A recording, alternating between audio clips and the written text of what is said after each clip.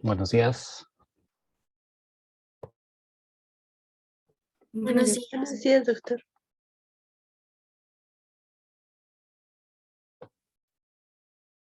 Estamos 21, faltan 3. Ahorita damos unos minutos para que entren los 3 que faltan. Ya estábamos 22, pues salió alguien para empezar. En el programa oficial habíamos marcado otra clase para el día de hoy, pero como yo no les envié con tiempo la relación de clases, por eso modifiqué para que tuvieran un día más para terminar de preparar. Sí me enviaron la clase para el día de hoy, sí la revisé, pero no les envía tiempo, entonces voy a dar yo el día de hoy para darles más tiempo a que completen las clases de los siguientes días, ¿no? Entonces por eso voy a darles hoy yo la clase de insuficiencia cardíaca y de hipertensión.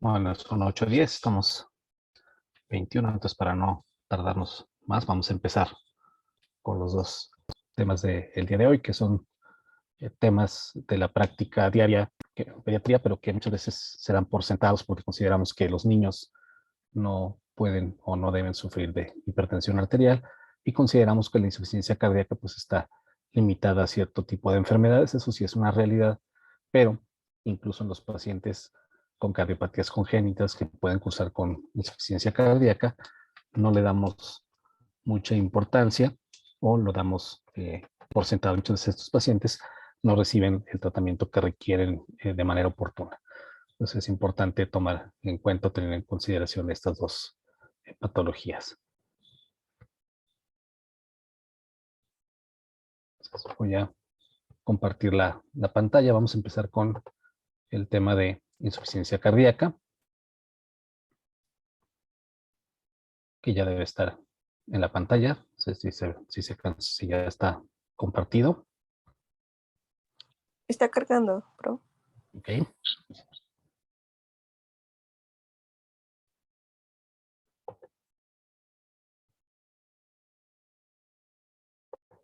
Ya, doctor, ya se ve. Ok, entonces vamos a empezar. Si se corta o pasa algo, pues me avisan, por favor, para corregirlo. Entonces vamos a empezar con insuficiencia cardíaca.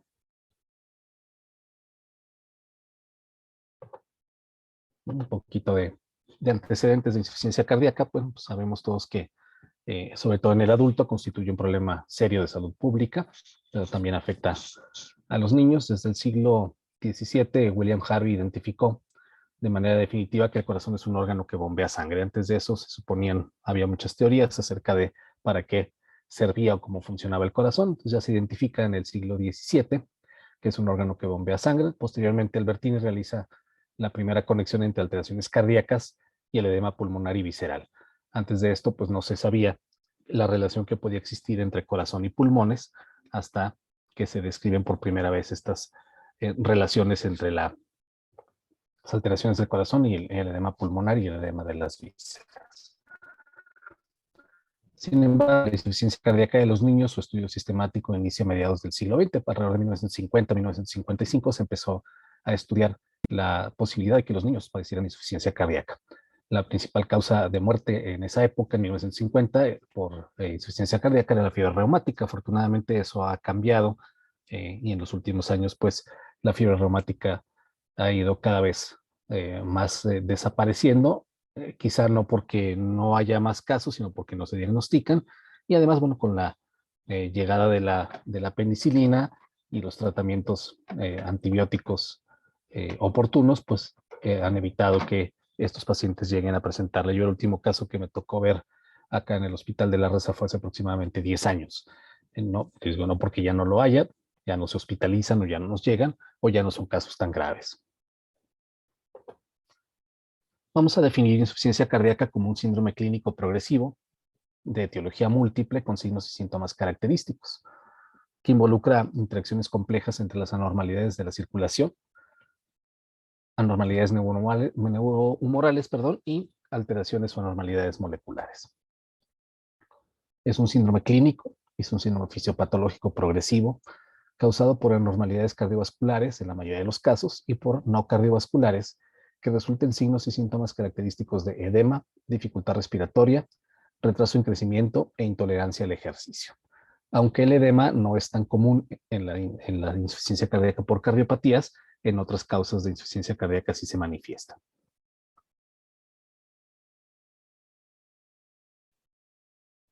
Resulta de la incapacidad del corazón para mantener el gasto cardíaco o para mantener el volumen minuto adecuado a las demandas metabólicas y hemodinámicas normales o a los requerimientos normales de nuestro cuerpo. En el niño es una manifestación de enfermedad grave cuando se presenta clínicamente en una sala de urgencias. Requiere de un diagnóstico precoz y es una causa susceptible de cirugía correctora. Bueno, en cuanto a la fisiopatología, los determinantes de volumen sistólico y de volumen minuto son 4. La contractilidad, que es la fuerza de contracción intrínseca del miocardio ventricular. La precarga, que es el volumen de llenado diastólico, o lo que entra al corazón. La poscarga, tensión desarrollada durante la eyección ventricular, o lo que sale del corazón. Y la frecuencia cardíaca, que es el mecanismo compensador dominante, que es la que influencia la cantidad de trabajo por unidad de tiempo.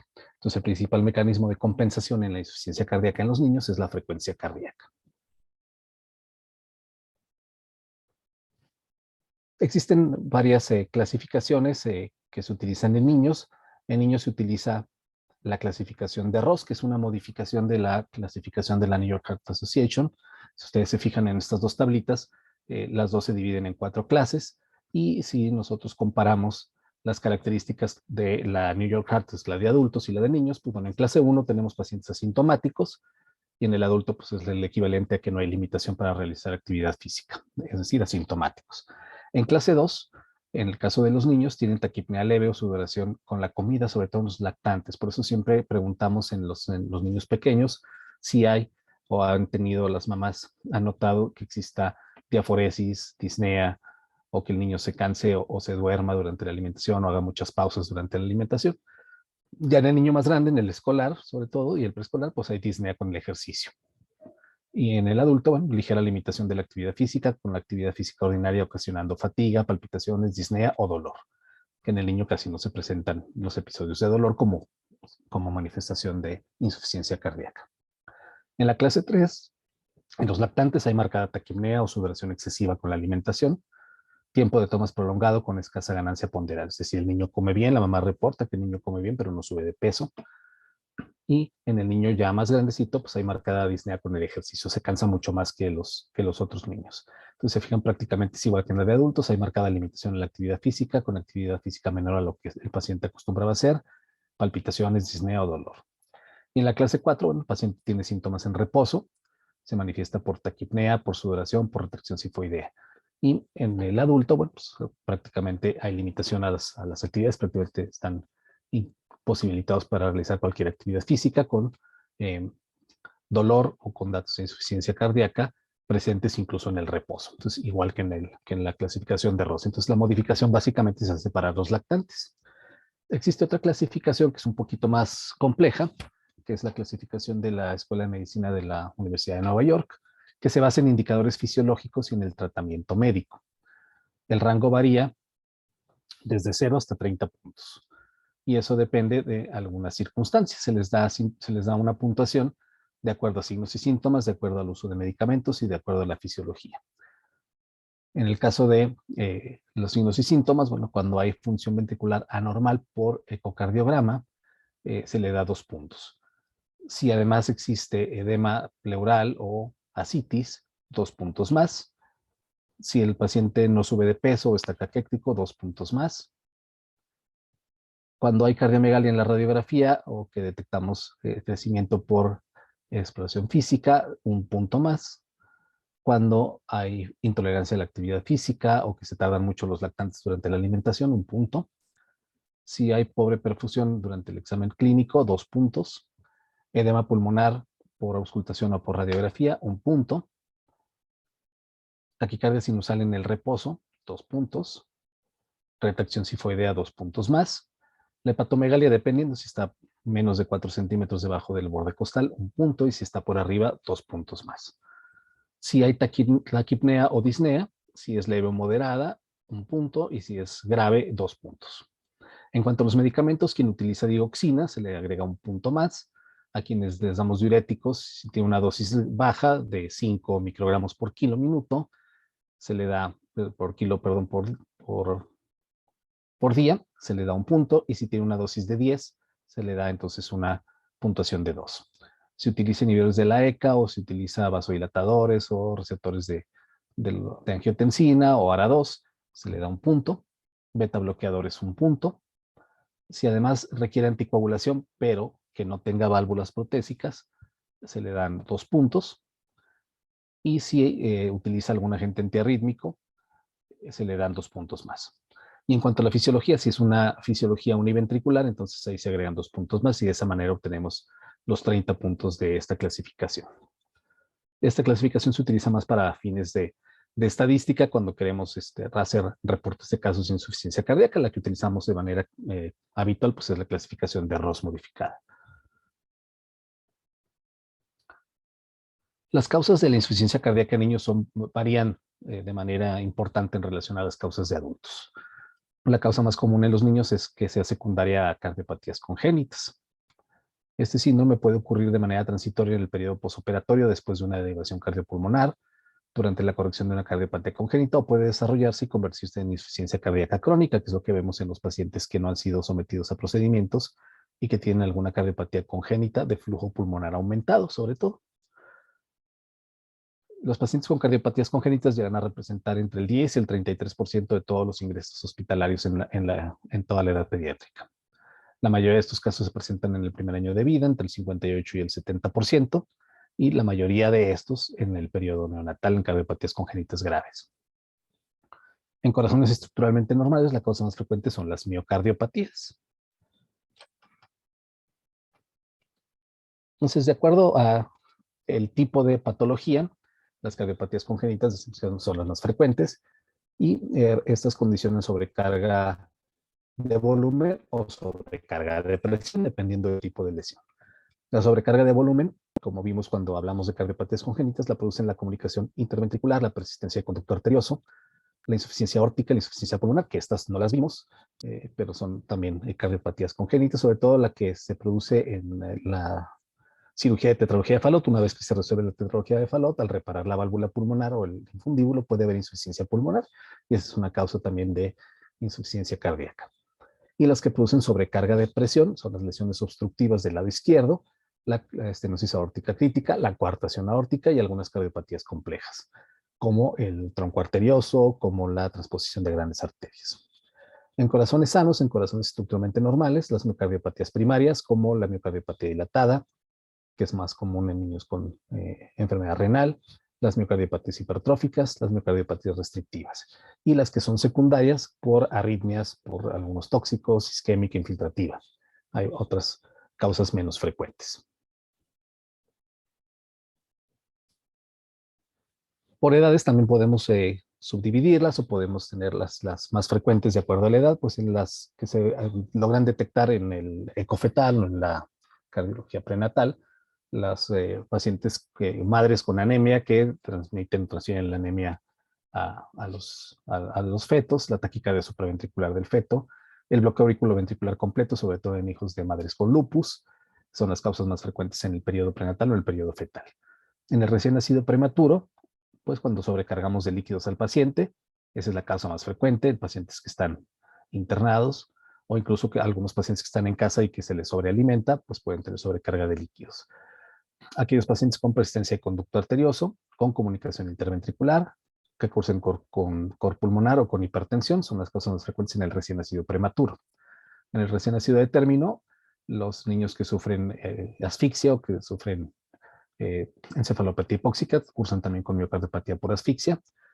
Algunos pacientes con malformaciones arteriovenosas, lesiones obstructivas del lado izquierdo, que son la coartación sobre todo, coartación aórtica, o cardiopatías con gran mezcla venosa, como la transposición de grandes arterias, y las miocarditis virales. En el caso de los lactantes y los preescolares, todas las que cursan con cortocircuito cardíaco de izquierda a derecha, es decir, comunicación interauricular, comunicación interventricular y persistencia de conducto arterioso. Y ahí también podría entrar en canal AB, aunque el canal AB casi siempre el cortocircuito es bidireccional, pero también es una causa de insuficiencia cardíaca en el lactante. El origen anómalo de la arteria coronaria izquierda es otra de las causas de insuficiencia cardíaca, miocardiopatías metabólicas, hipertensión arterial sistémica aguda, taquicardias supraventriculares, síndrome de enfermedad de Kawasaki, sobre todo ya en el preescolar y escolar, y las miocarditis virales. En los escolares y adolescentes, la fiebre reumática, como les digo, cada vez se ve menos casos, pero sigue estando presente. La hipertensión arterial, las miocarditis virales, la estirotoxicosis, hemocromatosis, homosiderosis, también los pacientes oncológicos. Cada vez es más frecuente encontrar insuficiencia cardíaca en estos pacientes que reciben quimioterapia. Las anemias, sobre todo la de células falciformes, las endocarditis, cor pulmonar y las miocardiopatías. Son las causas más frecuentes por grupo de edad. Hay que hacer algunas consideraciones en cuanto al desarrollo y a la insuficiencia cardíaca. El corazón, como ustedes ya deben saber, es el primer órgano en volverse funcional durante el desarrollo prenatal. Lo hace entre el día 20 y 22 del embarazo. A esa edad inician los primeros latidos en la tercera semana, entre los días 20 y 22. A las 10 semanas del embarazo, el corazón está completamente formado. Por lo tanto, la gran mayoría de las cardiopatías congénitas se desarrollan en las primeras 10 semanas del embarazo.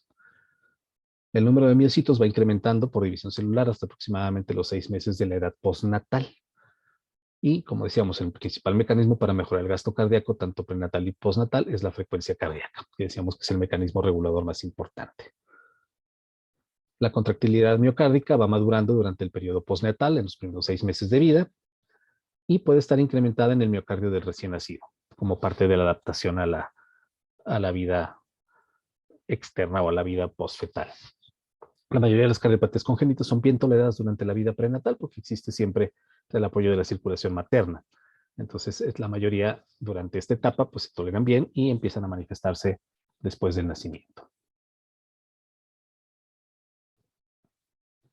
Bueno, en cuanto a las cardiopatías congénitas, las más frecuentes por sobrecarga de volumen, aquí los cortocircuitos significativos de izquierda a derecha son los que causan la insuficiencia cardíaca, a pesar de que existe una función ventricular sistólica normal.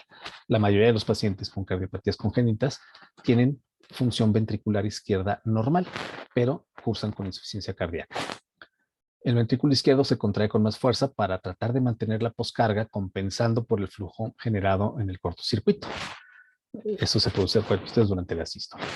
Mientras caen las resistencias vasculares pulmonares durante los primeros 3 meses de vida. Entonces, muchos pacientes no manifiestan alteraciones cuando están con cortocircuitos pequeños o moderados, sino hasta después de los 3 primeros meses de edad. La aparición de los síntomas coincide con la transición de la circulación fetal a la circulación neonatal. Cuando el flujo pulmonar está aumentado, se asocia a una gran permeabilidad en la vasculatura pulmonar por cuestiones de madurez en el neonato y condiciona edema pulmonar y taquipnea.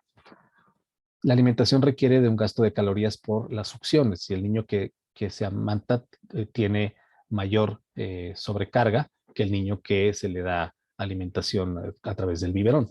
Se ve comprometida por la presencia de taquipnea, que es la que interrumpe el proceso, y por eso los pacientes o los niños hacen muchas pausas durante la alimentación. La insuficiencia de las válvulas auriculoventriculares y las válvulas semilunares de los ventrículos arteriales contribuyen también a la sobrecarga de volumen. La gravedad de la insuficiencia cardíaca se exacerba por anormalidades en la estructura y el funcionamiento del ventrículo o de ambos ventrículos, que están presentes tanto en corazones reparados como en los corazones que no han sido reparados. En cuanto a las que producen sobrecarga de presión, pues la malformación que más comúnmente produce este tipo de sobrecarga es la estenosis aórtica, seguida de la coartación aórtica. Aunque en la tablita que vimos de nosotros de las causas más frecuentes, nosotros tenemos más coartaciones aórticas que estenosis aórticas. La obstrucción que se genera produce insuficiencia cardíaca de grado variable, que entre menor edad tenga el paciente puede o suele ser más grave. En casos extremos puede producirse isquemia subendocárdica con disfunción miocárdica grave. Esto se ve sobre todo en pacientes que tienen en hidrops fetal. Después del nacimiento, el ventrículo derecho es incapaz de sostener la poscarga. Recuerden que durante la vida fetal, pues la mamá hace prácticamente todo el trabajo. Entonces, cuando ya el ventrículo derecho tiene que hacer su trabajo, pues es incapaz para sostener esta poscarga. Entonces, la perfusión periférica es inadecuada. Y estos pacientes por eso cursan con acidosis metabólica y tienen isquemia subendocárdica, lo que reviste mayor gravedad. Aumenta también el volumen de fil de diástole, y la presión de llenado del ventrículo izquierdo. Eso hace que aumente la masa del mismo, por eso se hipertrofian. Aumenta el estrés de la pared. Aparte de la hipertrofia, hay dilatación del ventrículo por remodelación miocárdica concéntrica o remodelación miocárdica esférica. Y se produce hipertensión del atrio izquierdo y eso pues genera más adelante hipertensión sistémica.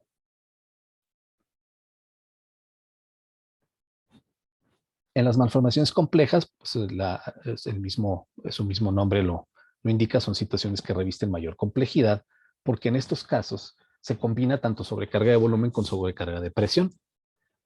Se combinan también alteraciones tanto en la circulación sistémica como en la circulación pulmonar. La isquemia subendocárdica en estos casos contribuye aún más a la afectación en la función del ventrículo.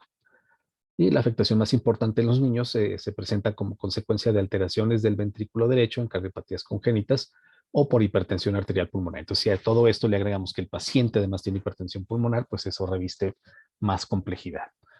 La circulación fetal es ventrículo derecho dependiente. 2/3 de la poscarga dependen del ventrículo derecho, pero como decíamos, tienen el apoyo de la circulación materna. El patrón se invierte al momento del nacimiento, convirtiendo la circulación en ventrículo izquierdo dependiente, pero en lo que se hace esa transición en las primeras 72 o 96 horas de vida, es cuando el ventrículo derecho sufre las consecuencias de estas alteraciones. El mecanismo de contracción del ventrículo derecho es un mecanismo complejo que no se comprendía o se entendía muy bien hasta hace algunos años. Hace aproximadamente 10, 15 años se empezó a investigar más acerca de la función del ventrículo derecho, porque se suponía pues, que era nomás un receptáculo de la sangre para pasarla al pulmón y que de ahí se fuera al ventrículo izquierdo, que era el que hacía todo el trabajo, pero ahora se conoce que no, que este mecanismo de contracción es un mecanismo importante en el funcionamiento global del corazón y consiste de 3 fases. En la primera fase, los tractos de entrada y salida se contraen de manera secuencial, primero el de entrada y luego de salida. La última fase de la contracción del ventrículo derecho depende de la contracción normal del ventrículo izquierdo, es decir, hay codependencia de ambos ventrículos. Y el flujo de las arterias coronarias, sobre todo de la arteria coronaria derecha, perfunde la pared libre del ventrículo derecho, el tercio distal del septum interventricular en la sístole y en la diástole. Entonces también es un mecanismo muy importante el que la arteria coronaria derecha tenga un origen normal y que no haya obstrucción o afectación.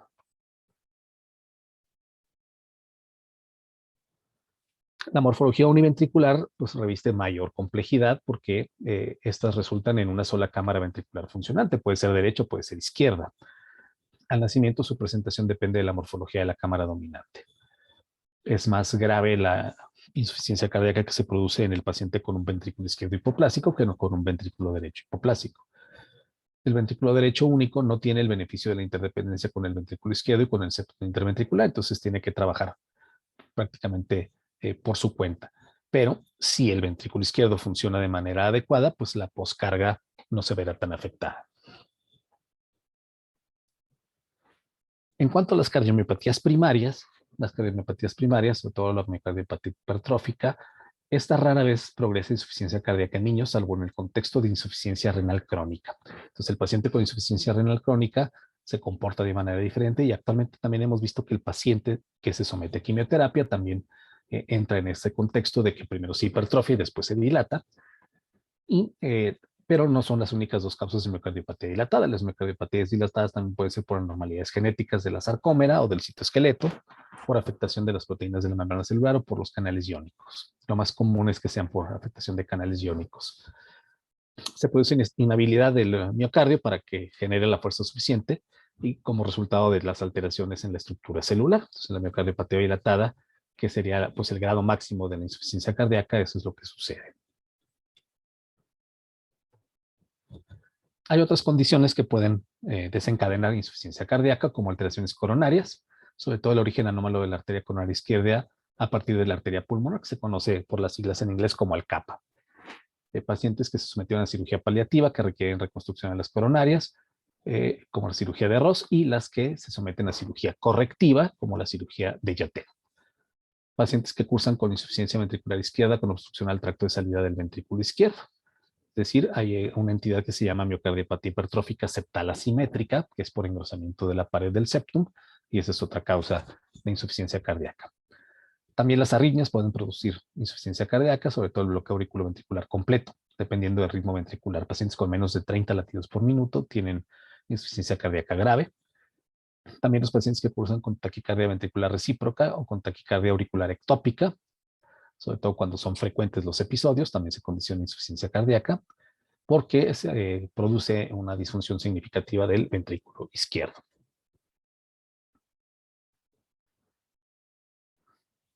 Bueno, clínicamente vamos a observar en estos pacientes retraso en el crecimiento. Vamos a ver al niño que está chaparrito, que está delgadito, y además la mamá nos va a decir que come bien y no sube de peso. Algunos pacientes cursan, como decíamos al principio, con dificultad respiratoria y con intolerancia al ejercicio. Puede haber datos de congestión venosa sistémica, o puede haber también disminución de la capacidad física, y para eso utilizamos la clasificación de Ross. Y algunos pacientes tienen incluso enteropatía perdedora de proteínas. Existen criterios mayores y menores para la sospecha de insuficiencia cardíaca en niños. Cuando hay cardiomegalia, además del 65%, o más bien, perdón, que se presenten más del 65% de los casos, ese es uno de los primeros criterios mayores. El edema pulmonar, tanto clínicamente, como por rayos X, y la presencia de un ritmo de 3 o 4 tiempos, ritmo de galope. Criterios menores, frecuencia cardíaca de más de 170 latidos por minuto, con frecuencia respiratoria mayor de 60 latidos por minuto. Eso es lo que más frecuentemente observamos en esos pacientes. Bueno, el diagnóstico es clínico, pero nos apoyamos también en el ecocardiograma para determinar si existen alteraciones estructurales o alguna otra causa para esta insuficiencia cardíaca. Cuando nosotros observamos una fracción de eyección de menos del 60%, sobre todo en pacientes con miocardiopatía dilatada, es cuando apoyamos más el diagnóstico de insuficiencia cardíaca. En los casos de hipertrofia concéntrica del ventrículo izquierdo, como coartación aórtica o estenosis aórtica, pues hay datos de remodelación por ecocardiograma, y se observa que en pacientes con miocardiopatía hipertrófica la fracción de eyección tiende a mejorar, pero no en los pacientes con miocardiopatía dilatada. En estos casos, en los que llegamos a utilizar digoxina como una medida de rescate, y en un porcentaje del 20% aproximadamente tienen mejoría de la fracción de eyección. Pero pues será generalmente una mejoría transitoria.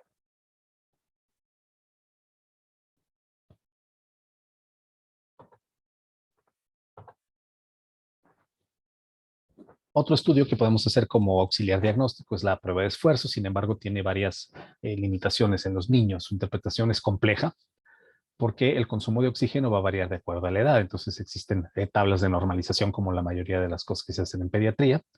En pacientes con cardiopatías congénitas, la cianosis, las arritmias de circulación normal también van a alterar el consumo de oxígeno. Entonces, quien interpreta la prueba de esfuerzo tiene que tener estos conocimientos para poder hacer una interpretación adecuada de la prueba. Sin embargo, una prueba indirecta que podemos hacer pues, es la alimentación, pedirle a veces en el consultorio que alimente al bebé para ver cómo se comporta durante la alimentación. Y también en niños un poquito más grandes, la disminución de la capacidad física se utiliza como criterio clínico para decidir intervenir o reintervenir una cardiopatía congénita. Un niño que se empieza a cansar más de lo que se cansaba nos indica que hay progresión de la cardiopatía. El retraso de crecimiento es otro indicador también para considerar la posibilidad de ya someter al paciente a un procedimiento de reparación. En cuanto al tratamiento, pues va a depender de la causa desencadenante y de la edad del paciente. Los objetivos del tratamiento son, primero, corregir la causa desencadenante, siempre cuando se pueda corregir, o si no, por lo menos hacer procedimientos de paliación, minimizar la morbilidad y la mortalidad, mejorar el estado funcional del corazón y, sobre todo, mejorar la calidad de vida del paciente. Las medidas generales de tratamiento, pues reposo, decúbito con inclinación, ventilación con presión positiva en algunos pacientes, incremento en la ingesta de calorías. Algunos pacientes requieren incluso alimentación por sonda nasogástrica. Las cardiopatías congénitas son de las pocas patologías en las que nosotros podemos indicarle al paciente o a los papás del paciente que a ese niño sí le pueden dar algunas golosinas, algunos panes dulces de marcas comerciales o incluso también algunas comidas chatarras, pero con moderación, con la finalidad de que incrementen el consumo de calorías. Una cosa que hacemos ya en lactantes, en quienes ya han sido lactados, es indicarles que les den, y aquí voy a meter un gol, pero es la única de las mieles que se utilizan para lactantes que tiene una cantidad importante de calorías que podemos utilizar. La miel caro la utilizamos generalmente en este tipo de pacientes para incrementar su ingesta de calorías. Hay pacientes que llegan a requerir el uso de inotrópicos como la digoxina, diuréticos como furosemida, espironolactona, clorotiazida, algunos fármacos que reducen la poscarga, como captopril, hidralazina, casi nitroprusiato no lo utilizamos nosotros. En pacientes graves hospitalizados, pues se pueden utilizar agonistas adrenérgicos como dopamina, dobutamina, el isoproterenol o isoprenalina, casi no lo utilizamos. Inhibidores de la fosfodiesterasa como milrinona, sobre todo en coartación aórtica y en estenosis aórtica, y beta bloqueadores como metoprolol y carvedilol llegamos a utilizar, aunque utilizamos más frecuentemente nosotros propranolol.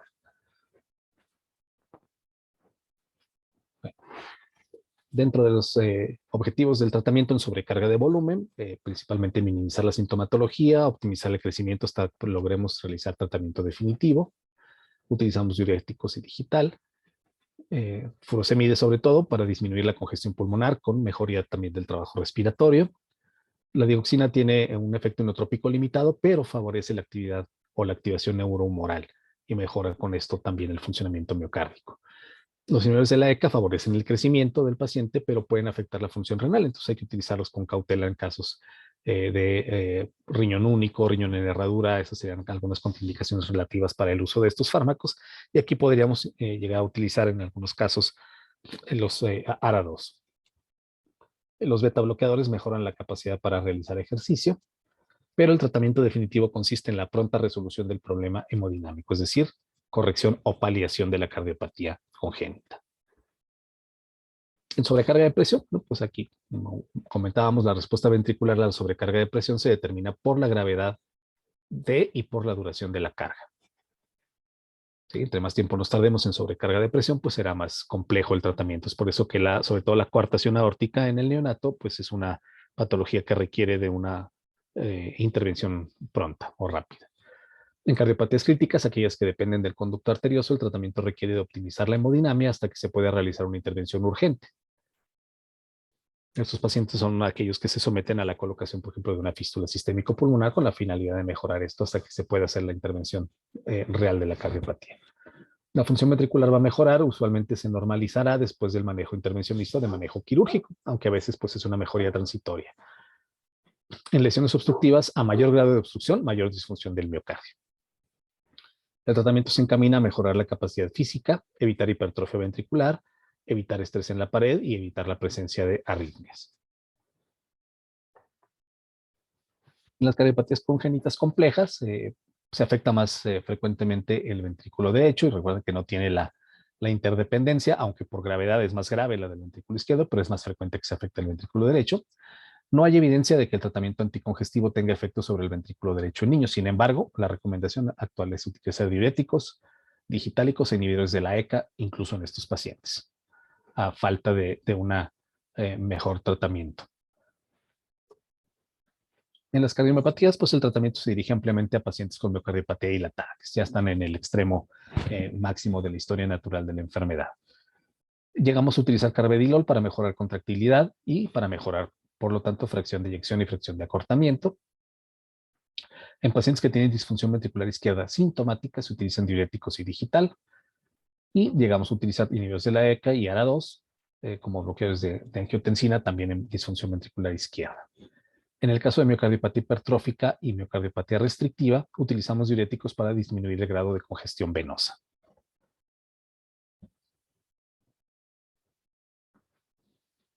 Algunos pacientes llegan a requerir incluso colocación de marcapaso, sobre todo a esos pacientes que tienen bradicardias sintomáticas con frecuencias de menos de 30 latidos por minuto. Aquellos pacientes con pérdida de la sincronía auriculoventricular, es decir, bloqueo auriculoventricular de tercer grado, y taquicardia por entrada intraatrial. Las indicaciones para colocación de un desfibrilador incluyen la taquicardia ventricular que sea documentada o la presencia de síncope durante episodios de taquicardia ventricular. El trasplante cardíaco sigue siendo el tratamiento de elección para insuficiencia cardíaca terminal, que es refractaria a tratamiento médico o quirúrgico. Desafortunadamente, en nuestro medio, el trasplante cardíaco en niños pues, sigue siendo anecdótico. Hay pocos casos. El año pasado se pudo conseguir para una niña con miocardiopatía dilatada un corazón. Desafortunadamente, pues en menos de 72 horas hizo rechazo al trasplante y desafortunadamente falleció. Pero pues es el tratamiento definitivo, aunque pocas veces se logra. Y en cuanto a la cuestión de la taquicardia ventricular, recuerden, la taquicardia ventricular, afortunadamente, perdón, es un poco frecuente en niños, es lo más frecuente, lo más común es que veamos taquicardias supraventriculares, pero la presencia de una taquicardia ventricular o de síncope durante un episodio de taquicardia ventricular ya son indicativos de colocación de un desfibrilador. El soporte nutricional en la insuficiencia cardíaca es tan importante como los medicamentos, incluso a veces más importante que el medicamento. El incremento de la densidad calórica mejora el funcionamiento cardíaco y le permite al paciente crecer. No se recomienda la restricción de sodio porque contribuye de manera importante al desarrollo. Entonces, no restringimos sodio, a diferencia de lo que sí se hace en el adulto, tanto en el hipertenso como en el paciente con insuficiencia cardíaca. En niños, no restringimos el sodio. Tampoco restringimos actividad física. La actividad física debe estar diseñada en cada paciente de acuerdo a su edad y a su tolerancia. La actividad física regular puede resultar en un incremento significativo de la función cardíaca. Entonces, a veces cometemos el error, y eso es común que veamos en la consulta, que los médicos generales, familiares o los pediatras les dicen que no hagan nada hasta que no los ve el cardiólogo y les diga qué es lo que tienen que hacer. En primer lugar, pues estamos afectando la cuestión del desarrollo, y en segundo lugar también emocionalmente se afecta el paciente, porque si el paciente ya sabe, sobre todo el escolar y el adolescente que ya tienen noción de las cosas o cierta conciencia, pues ya saben que tienen una enfermedad, pero si además el médico les recalca y les dice que no pueden hacer actividad, pues eso condiciona que el paciente se sugestione. Entonces no debemos hacer eso. Los resultados finales siempre van a depender de la causa que desencadena la insuficiencia cardíaca, y no se han logrado avances significativos en pacientes con miocardiopatía dilatada, pero la indicación es dar tratamiento de todos modos en estos casos. Podemos concluir que las causas de insuficiencia cardíaca en niños son multifactoriales y no se limitan únicamente a la función o a la disfunción del ventrículo izquierdo. Resultan de múltiples etiologías como sobrecarga de volumen, sobrecarga de presión, cardiopatías con cianosis, enfermedades miocárdicas primarias, alteraciones ventriculares, alteraciones metabólicas, alteraciones genéticas, y que no existen hasta el momento fármacos nuevos que puedan usarse en niños. Aunque hay varios que están en investigación, pues es difícil por cuestiones éticas el uso en los niños con fines de investigación. La cirugía y la terapia intervencionista en el momento adecuado corrigen la insuficiencia cardíaca y se espera que esto pues siga avanzando, sobre todo en la cardiología intervencionista. La indicación para trasplante de células madre en niños está en proceso debido a la cantidad de reparaciones que requieren los corazones en los niños. Porque recuerden que el trasplante de células madre es para cardiopatías complejas. Bueno, hasta aquí lo que corresponde a insuficiencia cardíaca. No sé si tengan alguna duda, alguna pregunta, comentarios, críticas, quejas.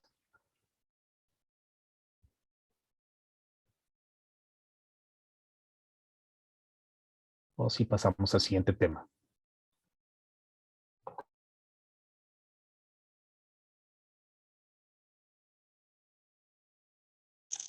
Todo bien, doctor.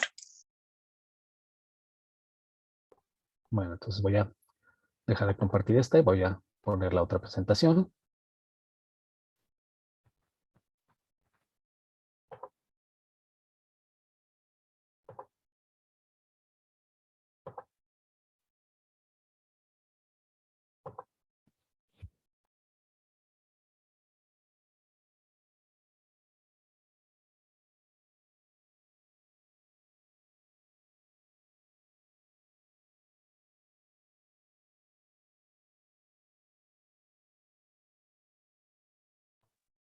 Listo, ya se ve ahí la pantalla. Ya, doctor. Ok, entonces vamos a empezar con el segundo tema,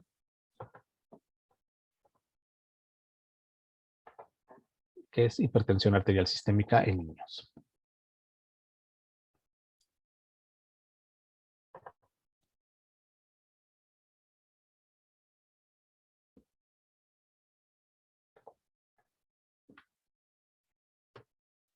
Bueno, vamos a empezar con la definición de hipertensión arterial sistémica en niños. La definición pues prácticamente es la misma, pero bueno, se cambia en relación a la clasificación en el adulto. Se define la hipertensión arterial sistémica en niños y adolescentes como valores de presión arterial sistólica o diastólica que se encuentran de forma repetida en 3 o más ocasiones separadas, igual o por encima de la percentila 95 específica para edad, sexo y talla del paciente, de acuerdo a las tablas de normalización. Hay muchas tablitas que están publicadas, en varios libros también pueden encontrar ustedes las cifras tensionales esperadas para niños y niñas de acuerdo a la edad en años y al sexo. Entonces tenemos, por ejemplo, que en un niño de 3 años, pues será normal encontrar una presión de 100 sobre 59, de 100 sobre 60. En el caso de las niñas puede ser un poquito más alta, hasta 100 sobre 61, pero en promedio pues debe estar en menos de 100 y en menos de 60. Y ya en el adolescente o ya en el adulto de 17, 18 años, pues ya son cifras tensionales normales de 120 sobre 80. Entonces pueden ver cómo varían un poco, pero sí hay variaciones importantes, sobre todo en la diastólica, menos de 60 hasta los 5 años, menos de 70 hasta los 8 años, menos de 75 hasta los 14 años, y ya en 80 o menos a partir de los 15 años, que ya prácticamente es la presión arterial del adulto. Entonces decíamos en la definición que 3 mediciones consecutivas con cifras por arriba de la percentil 95 para edad y sexo ya es diagnóstica de hipertensión arterial sistémica. Se considera normal alta dentro de la percentil 90 y debe registrarse por lo menos 2 veces en cada ocasión y compararse con los promedios de presiones sistólicas y diastólicas. La recomendación es que se tome el primero y a los 5 minutos se haga la segunda medición para corroborar, pero se requieren de esas 3 mediciones consecutivas, idealmente en un horario similar, con el mismo equipo y por la misma persona que realiza la medición, para evitar estos sesgos de medición y podamos establecer el diagnóstico de hipertensión arterial sistémica. En niños mexicanos la prevalencia es del 1 al 5%, pero está infradiagnosticada en la edad pediátrica. Es la segunda causa de enfermedad renal crónica en adultos, es decir, niños con hipertensión arterial sistémica tienden a desarrollar insuficiencia renal con la edad y pues en la edad adulta son aquellos que tienen insuficiencia renal. En niños con obesidad incrementa de ese 5% hasta el 17% la prevalencia y representa pues, un serio problema de salud pública. Recuerden ustedes que la obesidad infantil en nuestro país es la es la número 1 a nivel mundial y en el adulto somos el número 2. Entonces, decíamos que para hablar de presión pulmonar normal, todo lo que esté por abajo de 90% en la percentila, normal alta entre 90 y 95, hipertensión arterial sistémica grado 1 entre 95 y 99% en la percentila, y hipertensión ya grado 2, más allá de la percentil 99. Y en adolescentes ya una presión arterial. Entonces, a partir de los 14, 15 años, 120/80 se considera la presión normal. Todo lo que esté por arriba de esas cifras será hipertensión.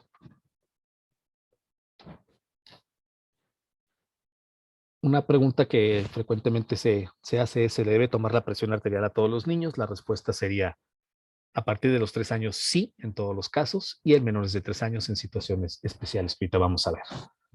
El método oscilatorio complementado con el auscultatorio, es decir, el método normal con los ruidos de Kolokov, es el que se utiliza también en niños. O sea, no hay aquí una diferencia importante, salvo en la cuestión del equipamiento que ahorita vamos a ver. Y pues sobre todo es importante tanto como en el niño como en el adulto, pues que se realice en un ambiente tranquilo, la toma de la presión.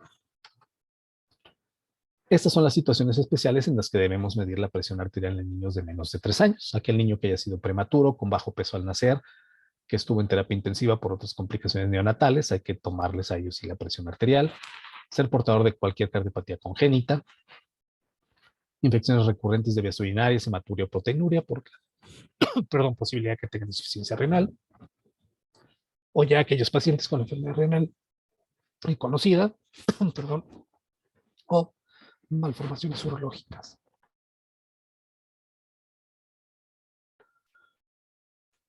También pacientes con historia familiar de enfermedad congénita renal, trasplantes de médula en los pacientes hematológicos, sobre todo, pacientes que han recibido algún medicamento o que utilicen alguna droga que se conozca que aumente la presión arterial. Otras enfermedades sistémicas asociadas con hipertensión arterial, como neurofibromatosis, esclerosis tuberosa, insuficiencia renal y otras. Y evidencia de presión intracraneal elevada.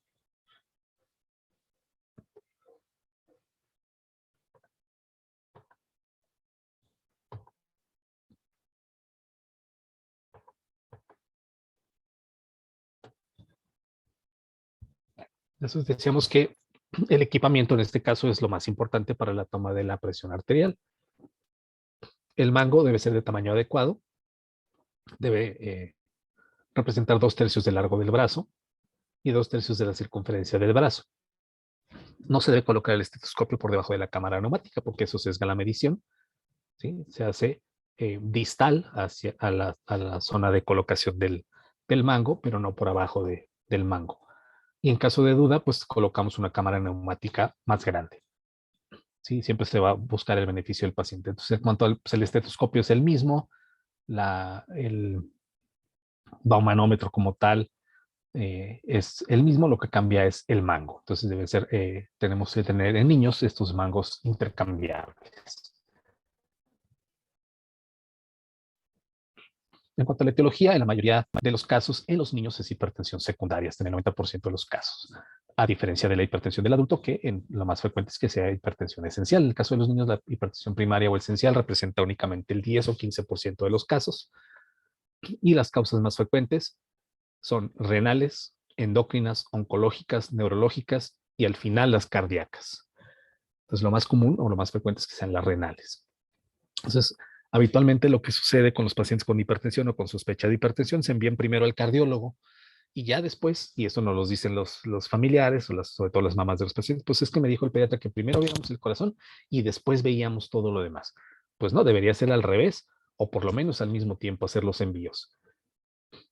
Entonces, aquí va en este cuadrito que estamos viendo las causas más frecuentes de acuerdo a grupo de edad en menores de un mes: trombosis de la arteria renal, sobre todo en aquellos pacientes que sufrieron o que se sometieron a canalización de la arteria umbilical, coartación aórtica, lesión renal congénita y displasia broncopulmonar.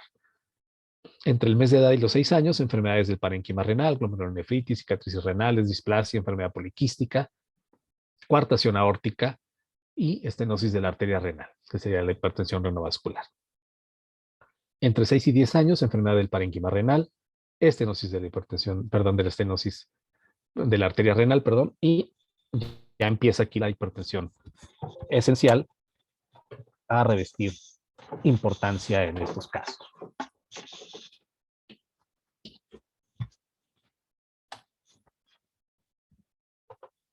Entre los 10 y los 18 años, la hipertensión esencial es la más frecuente, seguida de enfermedades renales y estenosis de la arteria renal. Ustedes pueden ver que, sobre todo las enfermedades cardíacas, como la coartación aórtica, que decíamos cuando vimos la clasificación y hace un rato la insuficiencia cardíaca, la coartación aórtica, sobre todo en el lactante y en el neonato, revisten mayor importancia por la sintomatología que condiciona.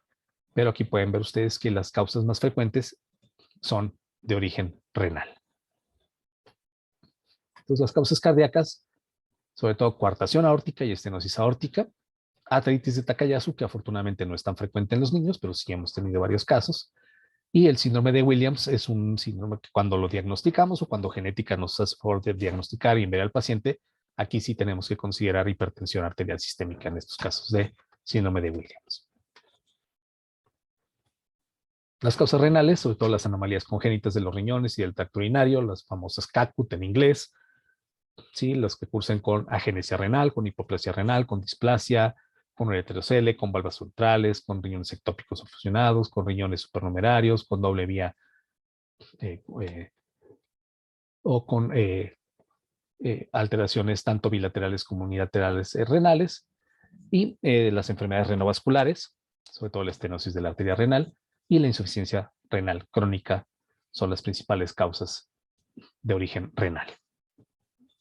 Endocrinas, por exceso de hormonas esteroideas, por ejemplo el hiperaldosteronismo, por exceso de mineralocorticoides, glucocorticoides o hiperplasia suprarrenal congénita, también por exceso de catecolaminas como el tumor de Wilms y el fecomocitoma, por exceso de hormona de crecimiento, los adenomas hipoficiarios que generan o condicionan gigantismo, y el síndrome de Cushing endógeno.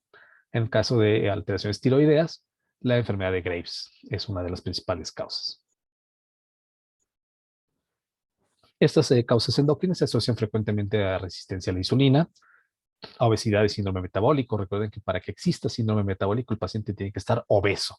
El paciente con sobrepeso y el paciente con peso normal no pueden, por definición de síndrome metabólico, cursar con síndrome metabólico. Y también es muy común que nos manden estos pacientes con diagnóstico de síndrome metabólico con pesos normales.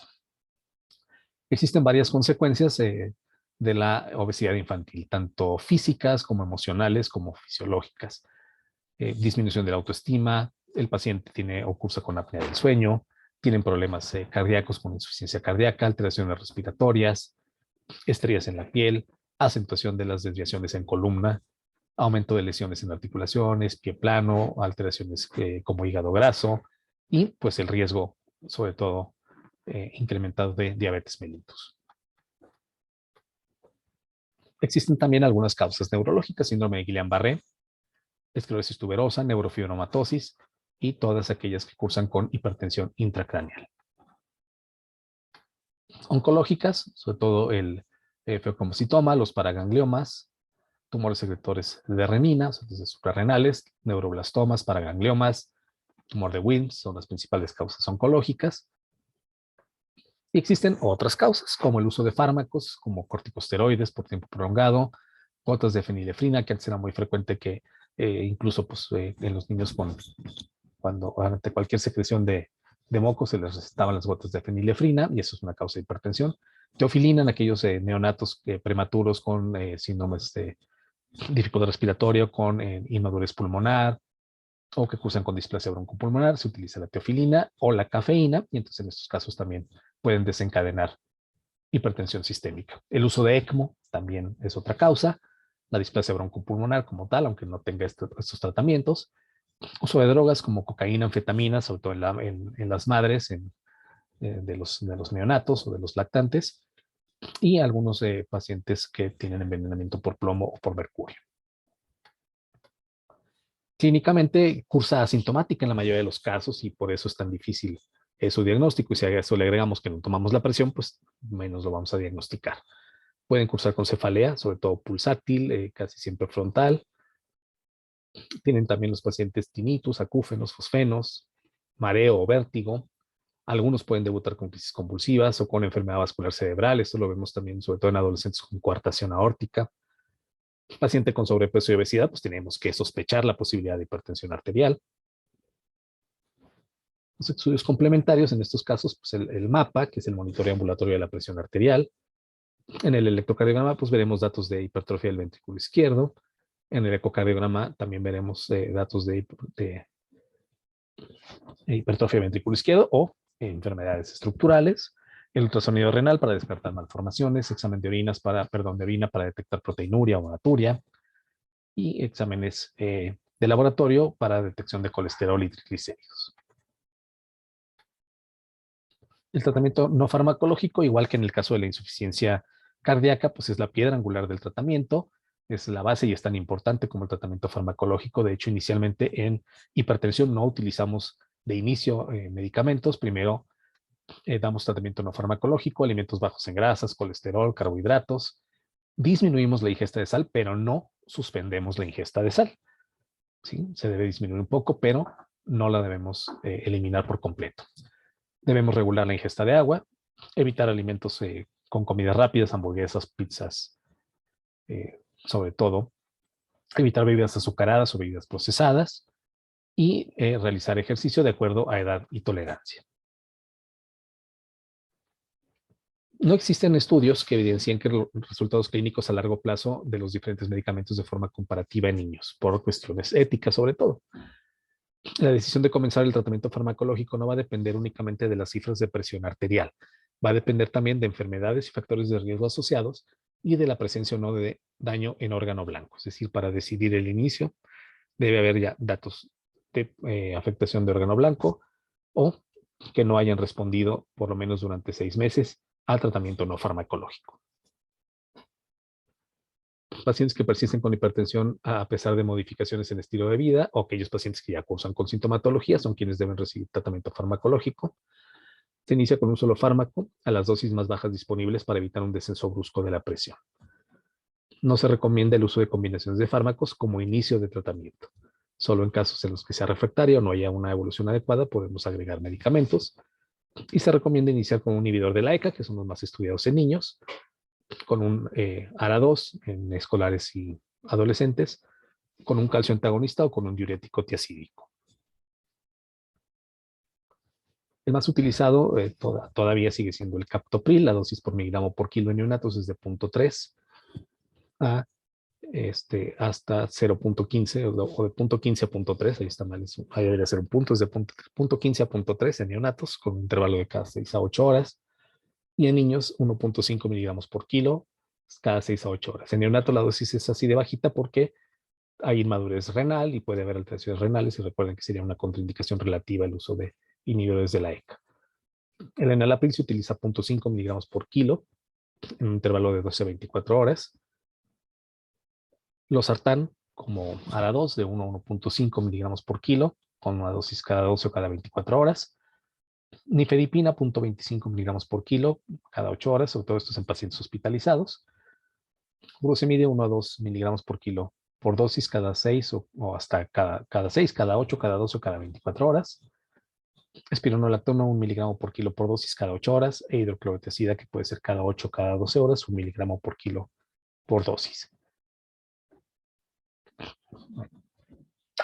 Ante la sospecha de un paciente con hipertensión arterial, bueno, debemos medir la tensión arterial de acuerdo al peso y la talla con las tablas de normalización, calcular el índice de masa corporal y si tenemos 3 determinaciones en tiempos diferentes, entonces determinamos la categoría de tensión arterial para edad, sexo y talla.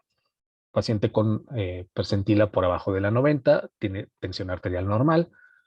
Se hacen modificaciones en cuanto a los hábitos, educación familiar y control en casa o en el centro de salud.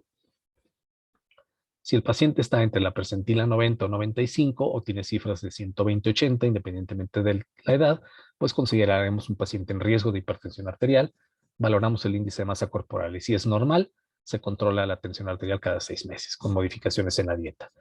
Si tenemos un índice de masa corporal elevado, entonces el paciente se debe enviar a nutriología y en algunos casos endocrinología para pérdida de peso o para control de peso.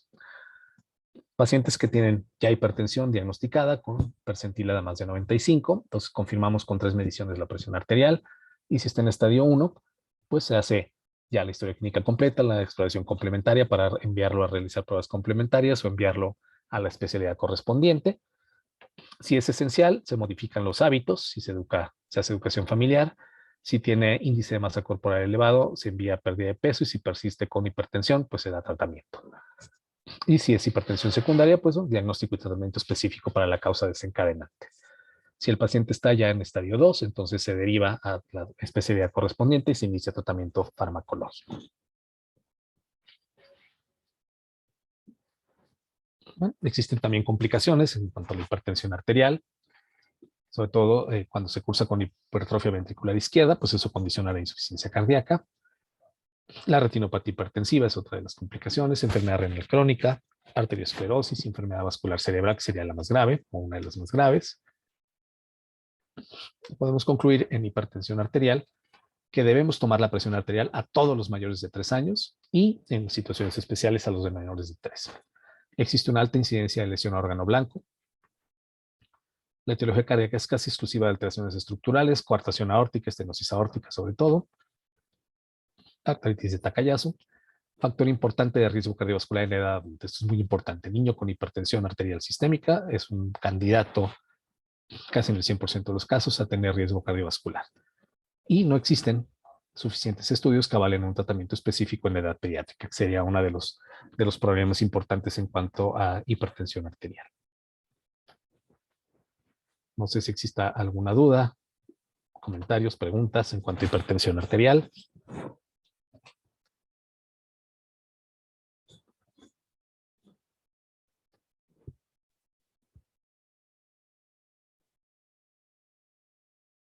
De mi parte no, doctor, gracias.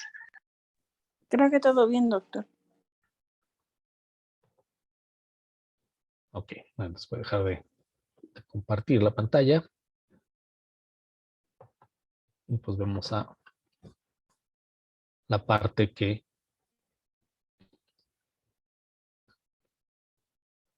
nos hizo no tener unas buenas mini vacaciones de Semana Santa. Les voy a dar la calificación del examen. Si están de acuerdo, el que no esté de acuerdo, dígame y para no mencionarlo, si están de acuerdo en que demos la calificación o no.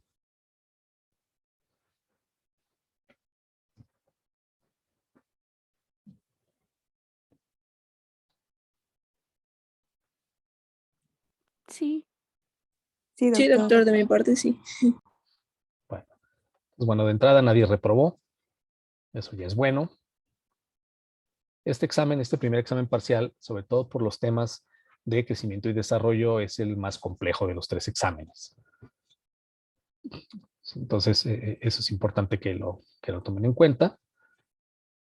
Y voy a empezar pues a darles, de acuerdo a su número de lista, la calificación con el número de aciertos que tuvieron en el examen.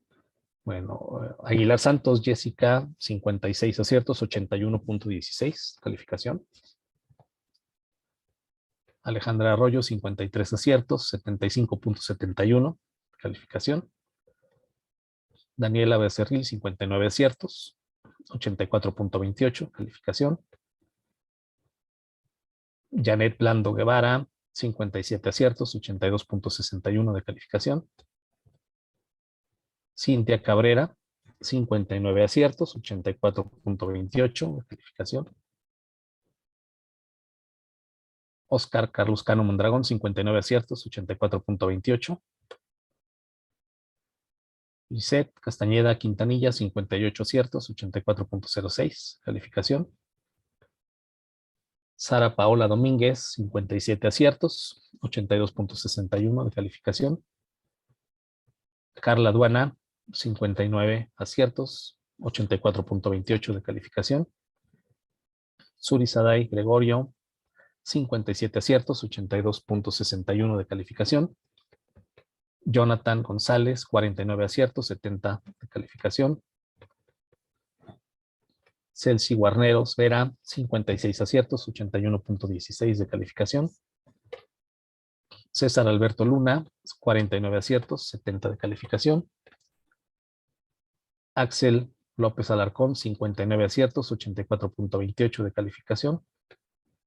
Guadalupe Saraí Martínez, 54 aciertos, 78.26 de calificación.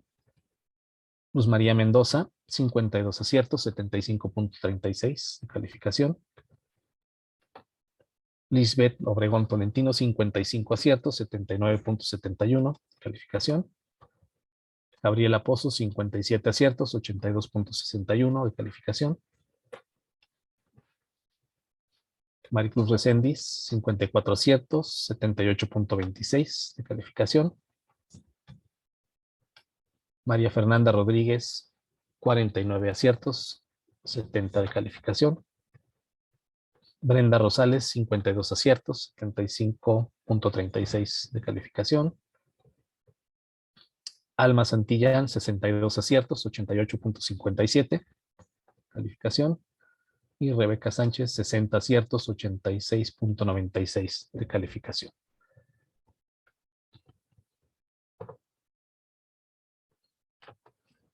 Entonces, como les digo, para hacer un examen complejo como este primer parcial, las calificaciones en términos generales son adecuadas.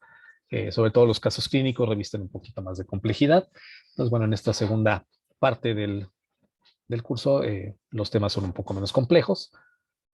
Y pues habitualmente es lo que sucede en el primer parcial. Las calificaciones no son tan altas, aunque bueno, en esta ocasión algunas sí lo fueron. Pero hay posibilidades de recuperación en los siguientes dos, porque la complejidad es menor. Pero de todos modos, la recomendación es sigan estudiando, sigan repasando estos temas. La mayoría de ustedes quizá quiera ser neurocirujano y cirujano plástico y cirujano no sé qué, y a la pediatría no se le da la importancia que tiene. Pero bueno, acuérdense que para poder correr primero hay que caminar. Entonces, pues tenemos que pasar todas las materias de nuestro programa para que más adelante podamos hacer la subespecialidad que más nos guste, pero pues hay que pasar por todas. Entonces no dejen de lado la pediatría. Es muy importante dentro de la formación. No sé si existe alguna pregunta, dudas, comentarios.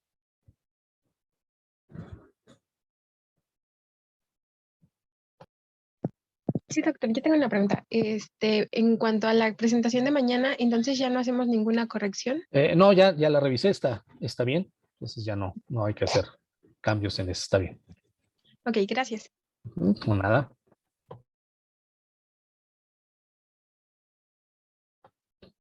Bueno, entonces, pues si no hay preguntas, dudas, acuérdense que los grupos que van a Neumo y Neuro van hasta el martes. Y pues los otros 3 grupos, pues nos vemos en la tarde ahí conmigo, 3:30, con el doctor Ochoa y en gastro creo que a las 3, les dijeron ellos. Y acá en cardio, consultorio 41, a las 3:30 nos vemos, el equipo que le toca ir conmigo. Sí, doctor, gracias. Gracias, doctor. Muchas gracias, doctor. Pues nada, entonces nos vemos a ratito Gracias, doctor. y mañana en la clase. Ahí.